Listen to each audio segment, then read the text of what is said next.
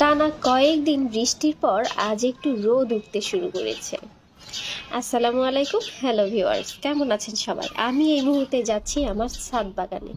তো এখানে অল্প কিছু সংখ্যক গাছ আছে যা আমি এখন আপনাদের সাথে শেয়ার করতে যাচ্ছি। আমি এই মুহূর্তে যেই গাছটা আপনাদের সাথে আজকে শেয়ার করব সেটা হচ্ছে আমার করলা গাছ। আমার করলা গাছ কেমন হয়েছে দেখতে পাচ্ছেন, এটা একটা ছোট করলা গাছ, মাশাআল্লাহ খুব সুন্দর হচ্ছে। তো আরেকটা এখন যেই করলা গাছ দেখতে পাচ্ছেন এটা একটা বড় করলা গাছ, এটা কয়েকদিন আগে লাগিয়েছিলাম। তো এতে প্রচুর ফলন হয়েছে, অনেক করলা ধরেছে। এটা হলো উচ্ছে প্রজাতির যে করলাটা আছে, উচ্ছে করলা, ছোট জাতের দেশি করলা। করলা প্রচুর হয়েছে, কিন্তু গাছটা আমার অনেকটা পোকার আক্রমণ বলা চলে, কিংবা ভাইরাসের আক্রমণ হতে পারে।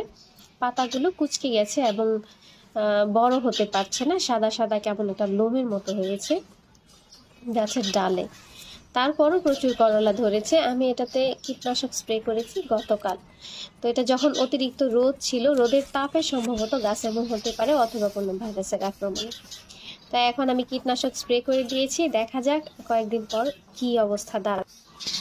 এটা একটু ছোট প্রজাতির করলা, কিন্তু খেতে বেশ মজা। তো আমি এখন আরও একটি করলা গাছ দেখাচ্ছি, এটা নতুন চারা গজাচ্ছে। এটা আরেকটা করলা গাছ, এটা একটা পেয়ারা গাছের গায়ে লতানো অবস্থায় হয়ে আছে, এতেও বেশ করলা ধরেছে।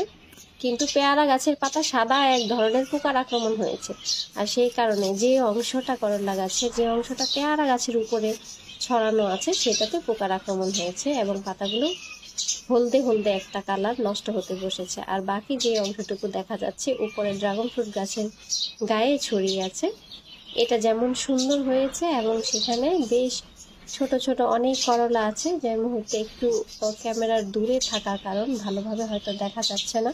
এখানে প্রচুর করলা ধরেছে দেখতে পাচ্ছেন। আর ড্রাগন ফ্রুট গাছেও ফুল ধরেছে, ফল হচ্ছে এবং বেশ কয়েকটা ফল তোলা হয়েছে অলরেডি, আবার নতুন করে ফুল হয়েছে। একটু আগে বৃষ্টি হয়ে গেল এক ঝলক, তাই ড্রাগন ফ্রুটের গাছেও, ড্রাগন ফুলের গায়ে সেই বৃষ্টির পানি লেগে আছে এখনো। তো এই ছোট জাতের করলা কিন্তু পরিমাণে অনেক বেশি ফলন হয় বেশি, তাই এই করলাটা চাইলে আপনারা চাষবাস করতে পারেন। আর কীটনাশক স্প্রে করলে অবশ্যই করলা গাছ ভালো থাকে। তো নেক্সট আমি ইনশাল্লাহ করলা গাছ আরও যখন সুন্দর হবে আমি আপনাদের সাথে ভিডিও শেয়ার করব অবশ্যই। আর কিভাবে করলার চারা লাগাতে হয় সেই ভিডিও শেয়ার করব, সাথে থাকবেন।